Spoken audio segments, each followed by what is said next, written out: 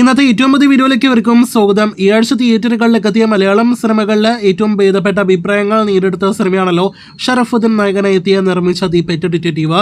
ഒരു complete entertainer സിനിമയായിട്ട് തിയേറ്ററുകളിലേക്ക് എത്തിയ സിനിമയുടെ രണ്ടാം ദിവസത്തെ Kerala tracking Kerala world wide estimate റിപ്പോർട്ടുകൾ വന്നിരിക്കുന്നു. അതിനു മുന്നേ ആദ്യ ദിവസത്തെ സിനിമയുടെ കൃത്യമായ കേരള കളക്ഷനിലേക്ക് വരികയാണെങ്കിൽ ആദ്യ ദിവസം സിനിമ 55 ലക്ഷം കേരള ഗ്രോസ് നേടിയെടുത്താണ് ഇപ്പോഴിത് തുടങ്ങിയിരിക്കുന്നത്. ഇന്ന് രണ്ടാം ദിവസം ട്രാക്കിംഗ് കളക്ഷന്റെ കാര്യത്തിൽ വെള്ളിയാഴ്ച കളക്ഷൻ വർധനയും പെറ്റ് ഡിറ്റക്റ്റീവ് നേടിയെടുത്തിട്ടുണ്ട്. ഇന്നലെ ഇതേ സമയം 27 ലക്ഷത്തിൽ പരമാണെങ്കിൽ ഇന്ന് 29 ലക്ഷത്തിന് മുകളിലാണ് കേരള ട്രാക്കിംഗ് ഗ്രോസ്.